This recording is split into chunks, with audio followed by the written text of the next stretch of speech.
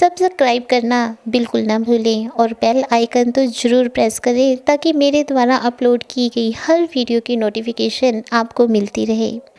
नमस्कार, मैं नीलम कुंडल। ज्योतिष सीखने की इच्छा ज़्यादातर लोगों में होती है, लेकिन कुछ सीख नहीं पाते क्योंकि शुरुआत कहाँ से करें ये समस्या सामने आकर खड़ी हो जाती है। अगर कोई विद्वान सिखाने वाला मिल भी जाए तो सिखाने का तरीका कुछ ऐसा होता है कि सीखने वाले को कुछ भी समझ नहीं आता और वो कुछ भी सीख नहीं पाता। इस चैनल के माध्यम से मैं आपको ज्योतिष विज्ञान को ठीक उसी तरह से सिखाऊंगी जैसा मैंने अपने गुरुदेव से सीखा है।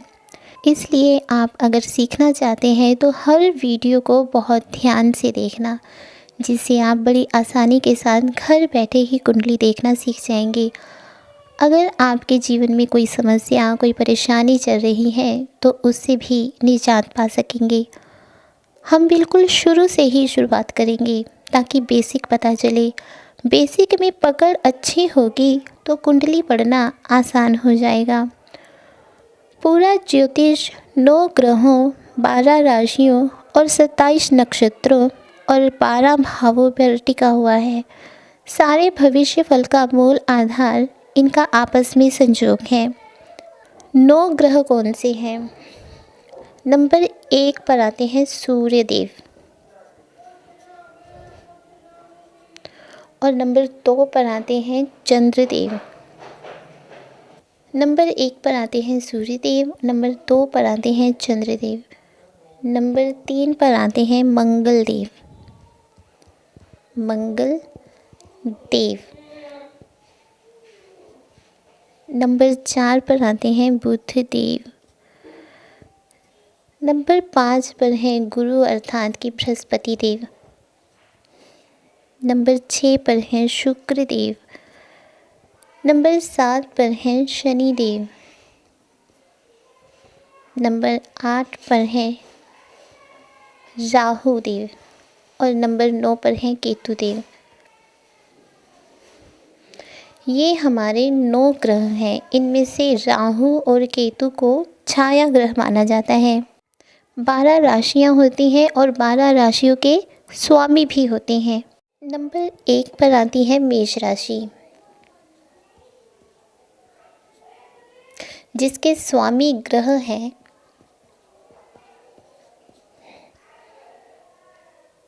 मंगल देव। नंबर 2 पर है वृषभ राशि, जिसके स्वामी हैं शुक्र देव। नंबर 3 पर है मिथुन राशि। मिथुन राशि के स्वामी बुध देव हैं।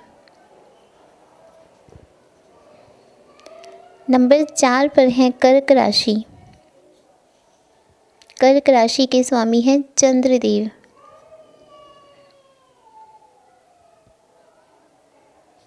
नंबर 5 पर है सिंह राशि।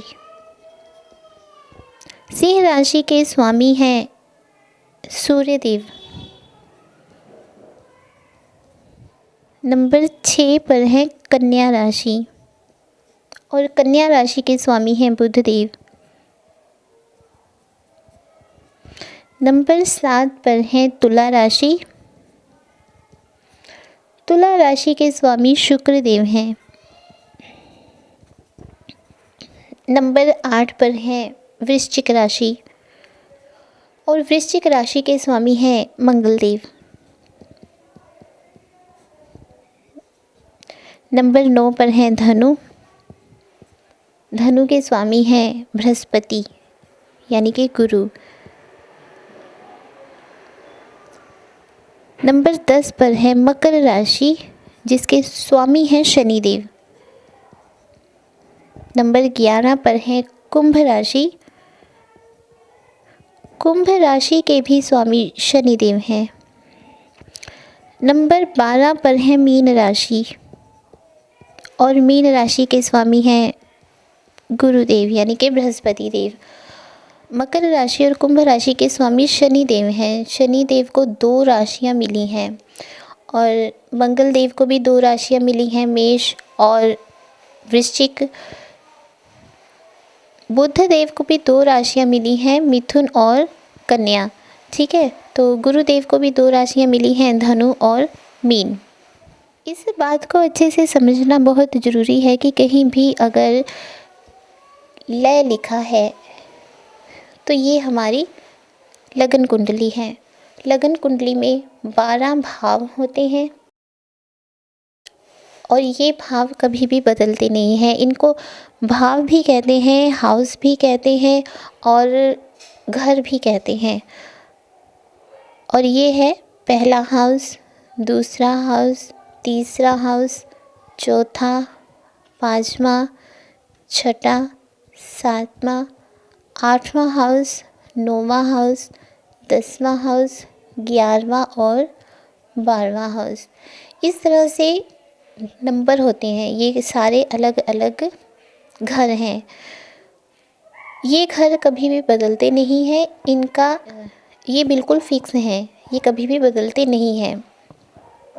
अगर कहीं भी 1 नंबर लिखा है तो तुरंत समझ जाइए कि 1 नंबर वाला जो घर है उसका, वो घर का जो मालिक है वो मेष राशि है और उस घर का जो स्वामी है वो मंगल देव है। ये बिल्कुल फिक्स होता है, कभी बदलता नहीं है। जहाँ पर मेष राशि होगी उसके स्वामी मंगल ही होंगे, वृषभ होगी तो उसके स्वामी शुक्र ही होंगे। अगर मान लो कि यहाँ पर 1 नंबर जो हाउस है उसमें 4 नंबर लिखा है, 4 नंबर लिखा है, तो 4 नंबर लिखने का मतलब है कि उस घर का जो डिपार्टमेंट है वो कर्क राशि को मिला है और उस घर के स्वामी जो हैं वो चंद्रदेव हैं। ठीक है, तो जैसे यहाँ पे 4 लिखा है तो यहाँ पर 5 ही लिखा होगा। ये नहीं है कि यहाँ पर 4 लिखा है तो यहाँ पर 6 लिखा होगा, ऐसा नहीं होता। तो ये 4, 5, तो ये घर छठा माना जाएगा। ये 7, यहाँ पर 8 लिखा होगा, यहाँ पे 9, 10, 11, 12, 1, 2 और 3, यहाँ पर फिर से 4 शुरू हो गया। ठीक है, तो ऐसे लिखा होता है। इसके साथ साथ डिग्री देखना भी बहुत ज़रूरी होता है। किसी ग्रह में पावर उसकी डिग्री से ही पता चलती है। मान लो कि अगर किसी ग्रह में पावर ही नहीं है तो उसकी पावर को बढ़ाया भी जा सकता है। या फिर मान लो कि अगर किसी ग्रह में पावर तो बहुत है लेकिन वो मारक है, कुंडली में वो मारक हैं, तो ऐसे में उसकी पावर को घटाया भी जा सकता है ताकि वो बुरे प्रभाव हमारी लाइफ में ना दे।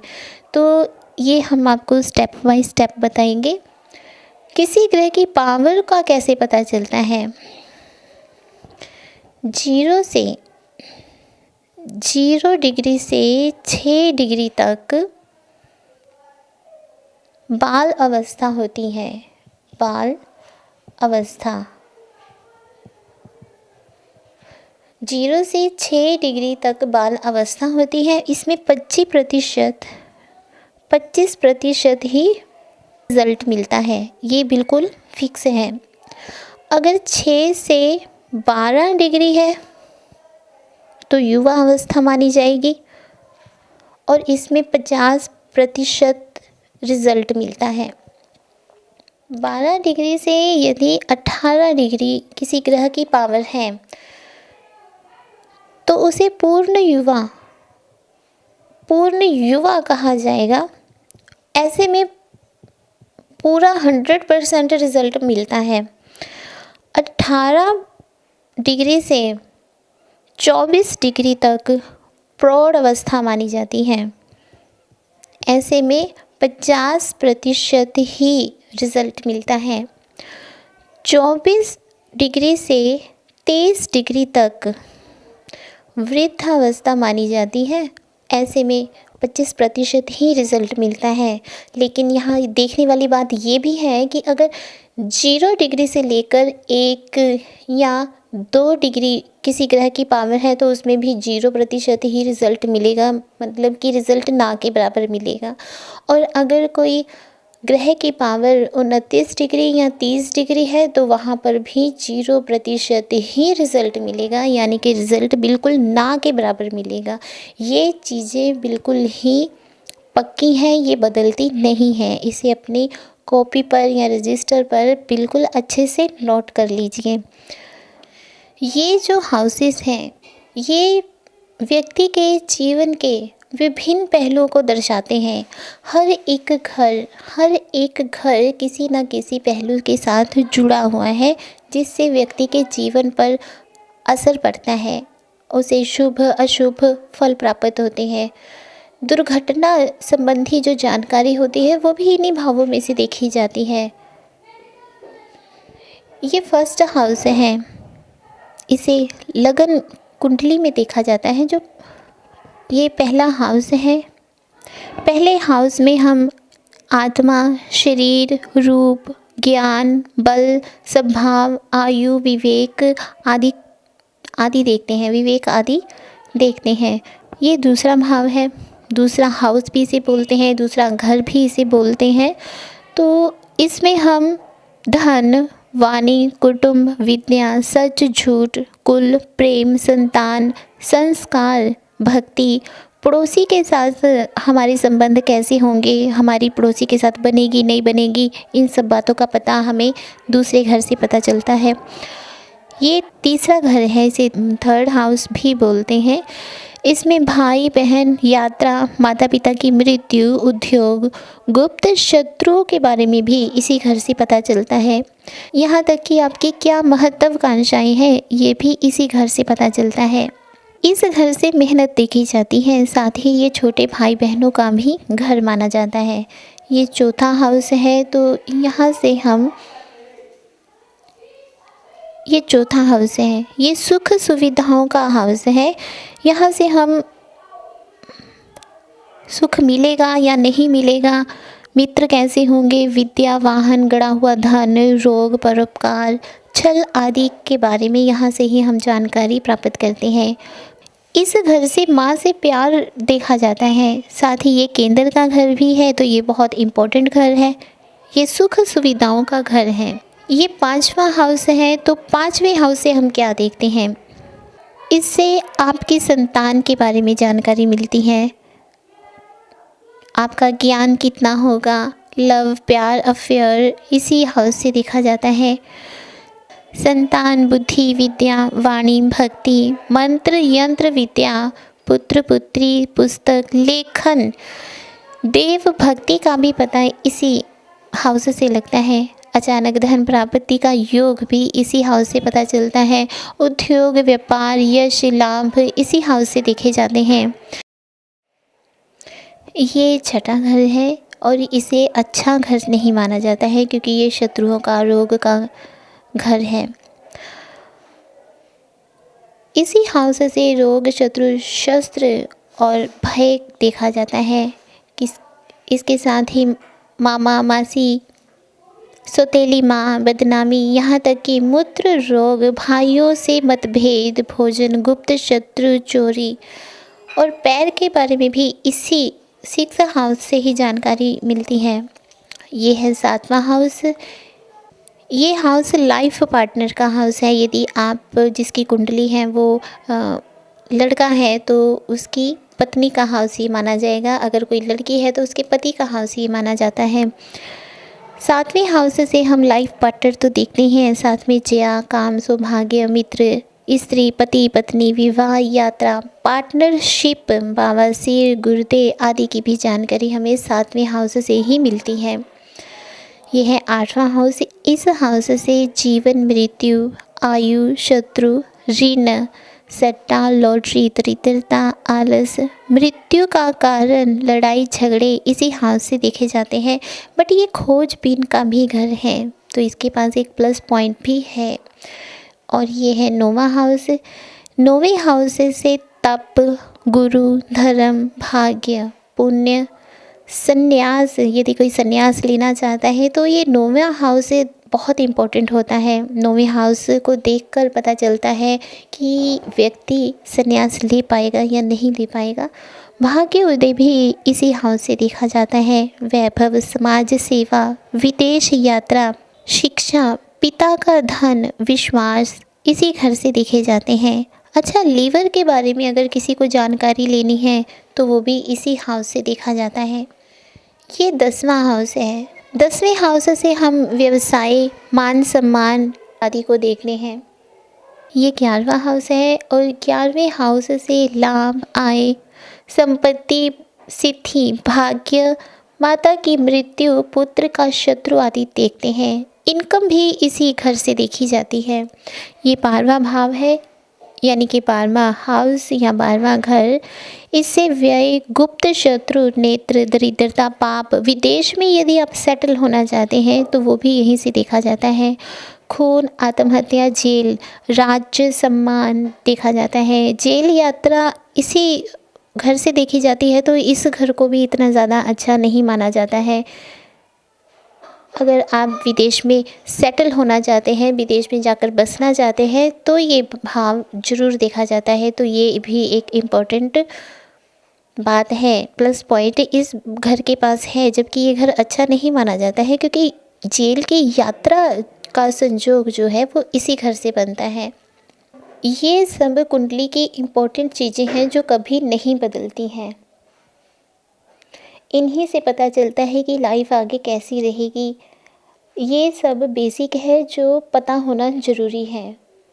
जैसे एक एग्ज़ाम्पल लेते हैं कि अगर किसी कुंडली में यहाँ पर 4 नंबर लिखा है, तो इसका मतलब है कि कर्क राशि को इस हाउस का मालिक बनाया गया है और उसके स्वामी चंद्रदेव हैं। कर्क के स्वामी चंद्रदेव हैं, यानी कि इस हाउस का जो पूरा ही जिम्मेदारी है या इस घर के पूरा जो मालिक हैं वो हमारे चंद्रदेव जी हुए। अगर यहाँ पर 4 लिखा है तो यहाँ पर यदि 5 नंबर लिखा है तो सिंह राशि इस घर की मालिक हुई और इस घर के जो स्वामी हैं वो हुए सूर्य देव।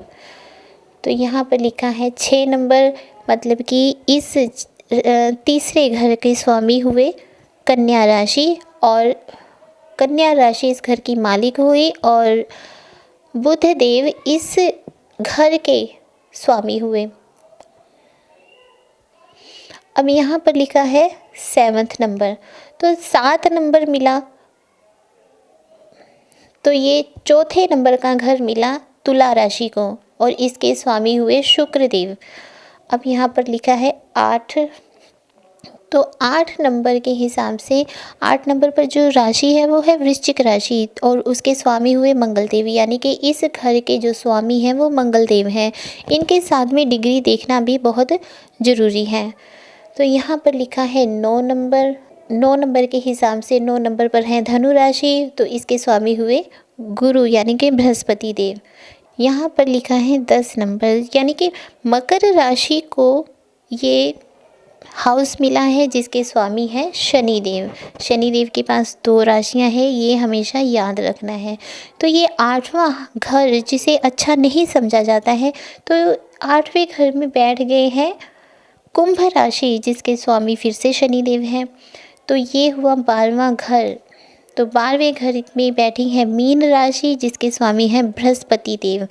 तो यहाँ पर शुरू हो जाती है 12 के बाद फिर वही नंबर शुरू हो जाते हैं 1, ठीक है। तो 1 यहाँ पर लिखा है, यानी कि मेष राशि को ये घर मिला है और इस घर के स्वामी हुए मंगल देव। यहाँ पर लिखा है 2 का मतलब है कि ये वृषभ राशि को घर मिला है और इसके स्वामी हैं शुक्र देव। और यहाँ पर है 3, यानी कि मिथुन राशि और इसके स्वामी हैं बुध देव। इस घर का जो होल सोल डिपार्टमेंट है वो बुध देव को मिला है। इस तरह से कुंडली देखी जाती है। मैं फिर से बता रही हूँ कि इन सब के साथ डिग्री देखना बहुत ज़रूरी है। जिस हाउस में जो राशि बैठी होती है उस राशि के स्वामी ग्रह की क्या डिग्री है ये देखना बहुत ज़रूरी होता है। सभी हाउसेस के फलादेश इसी बात पर निर्भर करते हैं कि उस हाउस का स्वामी किस हाउस में बैठा है, उस ग्रह का, उस हाउस का स्वामी किस हाउस में बैठा है, उसकी डिग्री क्या है। समय ज्योतिष का आधार है। किसी भी व्यक्ति की कुंडली उसके जन्म के समय का आकाश का मानचित्र है।